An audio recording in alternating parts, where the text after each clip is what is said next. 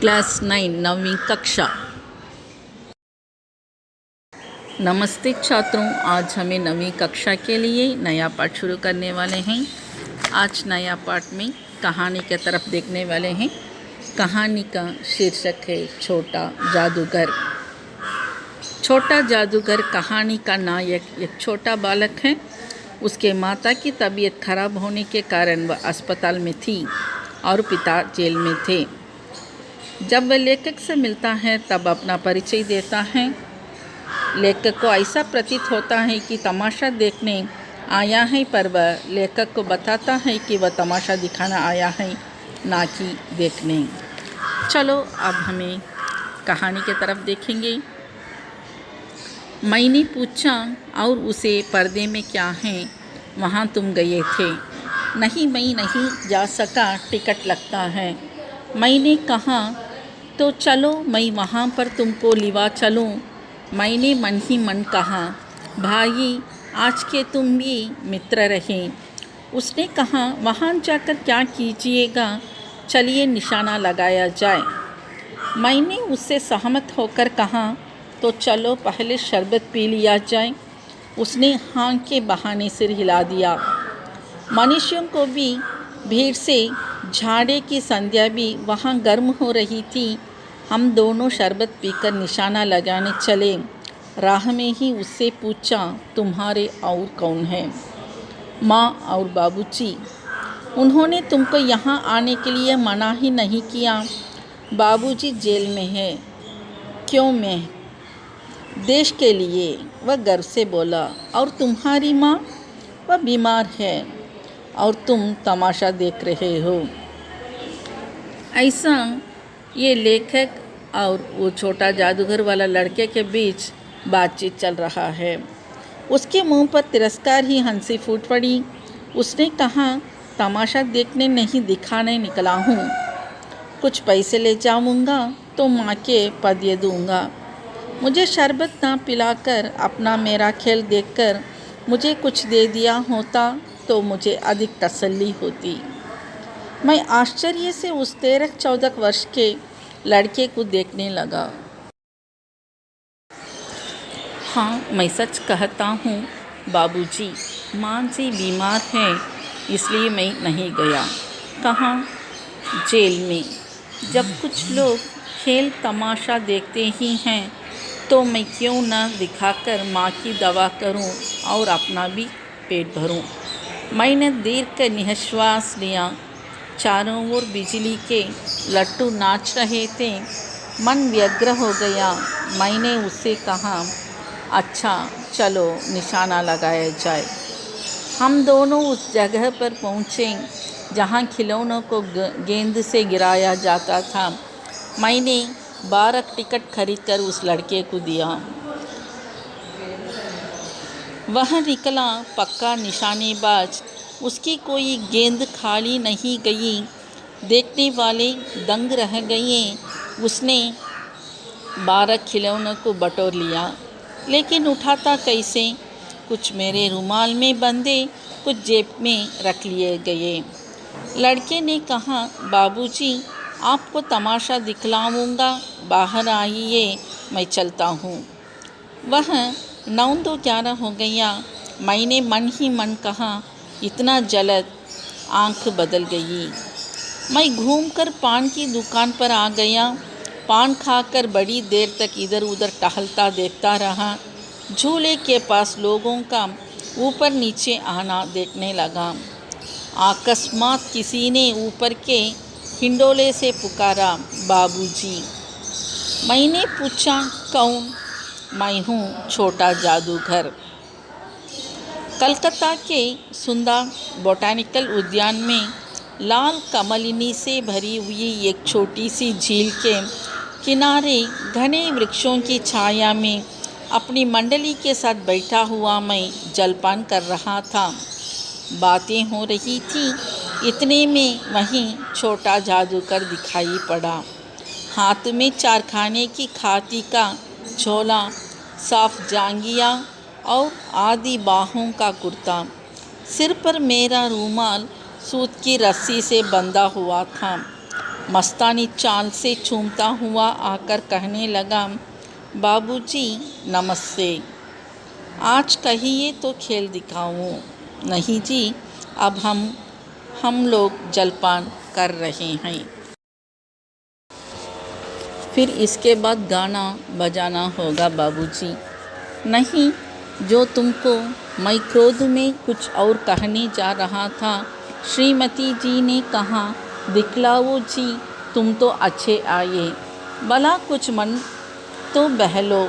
मैं चुप हो गया क्योंकि श्रीमती जी की बोली में वह माँ की सी मिठास थी जिसके सामने किसी भी लड़े को रोकना नहीं जा सकता। उसने खेल आरंभ किया। उस दिन कार्निवल से सब खिलौने उसके खेल में अपना अभिनय करने लगे। बालू मनाने लगा, बिल्ली रूठने लगी, बंदर घुड़कने लगा, गुड़िया का ब्याह हुआ, गुड्डावर काना निकला। लड़के की बातों से ही खेल हो रहा था।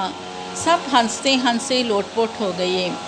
मैं सोच रहा था, बालक को ज़रूरतों ने कितना शीघ्र चतुर बना दिया। यही तो संसार है। ताश के सब पत्ते लाल हो गए, फिर सब काले हो गए। गले की सूत की डोरी टुकड़े टुकड़े होकर जुड़ गई। लट्ठू अपने से नाच रहे थे। मैंने कहा, अब हो चुका, अपना खेल बटोर लो, हम लोग भी अब जाएंगे। श्रीमती जी ने धीरे से उसे 1 रुपया दे दिया। वह उछल उठा। मैंने कहा, लड़के, छोटा जादूगर कहिए, छोटा जादूगर, यही मेरा नाम है, इसी से मेरा जीविका है। मैं कुछ बोलना ही चाहता था कि श्रीमती जी ने कहा, अच्छा तुम इस रुपये से क्या करोगे? पहले भरपेट पकौड़ी खाऊंगा, फिर एक सूती कंबल लूँगा। मेरा क्रोध अब लौट आया। मैं अपने पर बहुत क्रुद्ध होकर सोचने लगा, ओह कितना स्वार्थी हूँ मैं। उसके 1 रुपया पाने पर मैं ईर्ष्या करने लगा था। वह नमस्कार करके चला गया। हम लोग लता कुंज देखने के लिए चले। उसे छोटे से बनावटी जंगल में संध्या साइन साइन करने लगी। डूबते हुए सूर्य की अंतिम किरण पेड़ों की पत्तियों से दिखाई दे रही थी। चारों ओर सुनसान था। हम लोग धीरे धीरे मोटर से हावड़ा की ओर आ रहे थे। रह रह कर छोटा जादूगर स्मरण हो जाता था। सचमुच वह एक झोंपड़ी के पास कंबल कंधे पर डाले खड़ा था। मैंने मोटर रोककर उससे पूछा, तुम यहाँ कहाँ? मेरी माँ यही है ना? अब उसे अस्पताल वालों ने निकाल दिया है। मैं उतर गया। उस झोंपड़ी में देखा तो एक स्त्री चितड़ों से लदी हुई कांप रही थी। छोटे जादूगर ने कंबल ऊपर डालकर उसके शरीर से चिपटते हुए कहा, माँ। मेरी आंखों में आंसू निकल पड़े। बड़े दिन की छुट्टी बीत चली थी। मुझे अपने ऑफिस में समय में पहुंचना था। कलकत्ता से मन ऊब गया। फिर भी चलते चलते एक बार उस बाग को देखने की इच्छा हुई। साथ ही साथ जादूगर भी दिखाई पड़ जाता तो और भी। मैं उस दिन अकेले ही चल पड़ा। जल्द लौट आना था। 10 बज चुके थे। मैंने देखा कि उस साफ धूप में सड़क के किनारे एक कपड़े पर छोटा जादूगर का रंगमंच सजा था। मोटर रोककर उतर पड़ा। वहाँ बिल्ली रूठ रही थी। बालू मनाने चला था। ब्याह की तैयारी थी। पर सब होते हुए भी जादूगर की वाणी में वह प्रसन्नता की तरी नहीं थी।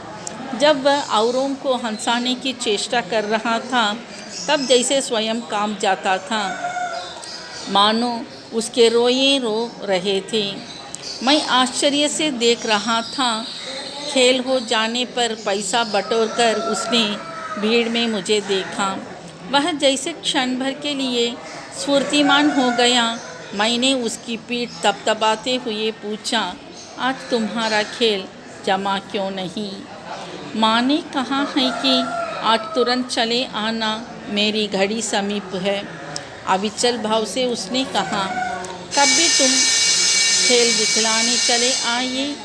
मैंने कुछ क्रोध से कहा, मनुष्य के सुख दुख का माप अपना ही साधन तो है, उसी के हिसाब से वह तुलना करता है।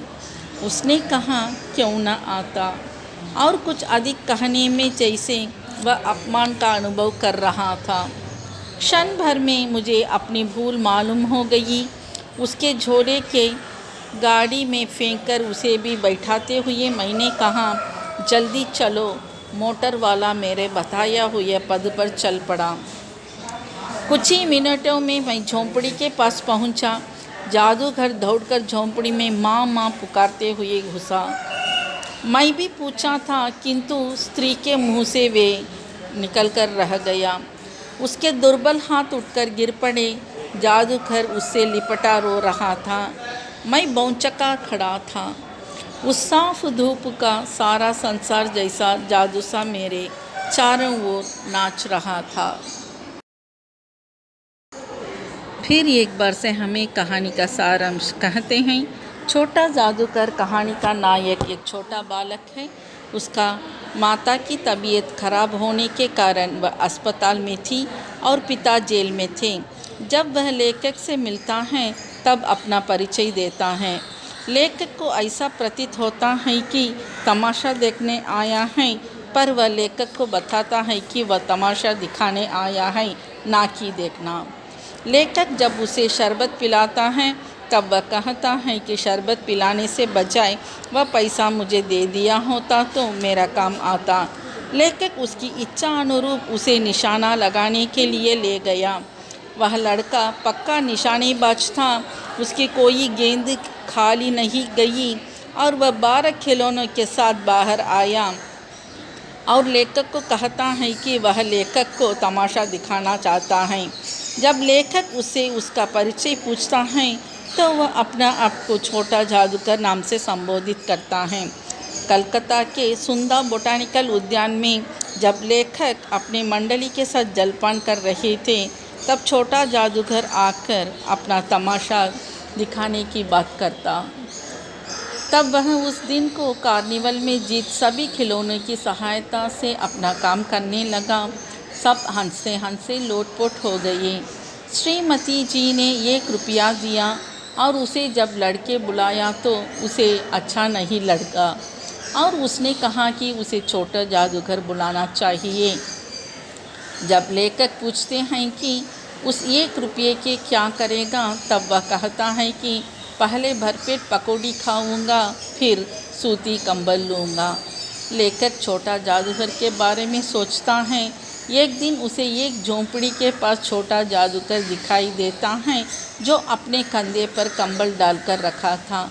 तब वह लेखक को बताता है कि उसकी माँ को अस्पताल वालों ने निकाल दिया है। जब लेखक ने झोंपड़ी में देखा तो एक स्त्री कांप रही थी। एक दिन लेखक जब कलकत्ता से वापस जाने वाले होते हैं तब फिर छोटा जादूगर से मिलते हैं, पर छोटे जादूगर के तमाशे में उन्हें कहीं न कहीं फीकापन दिखाई देता है। जब वे लौटा छोटा जादूगर से पूछा है तब वह कहता है कि माँ ने कहा है कि उसका समय समीप है, अतः आज जल्दी आ जाना।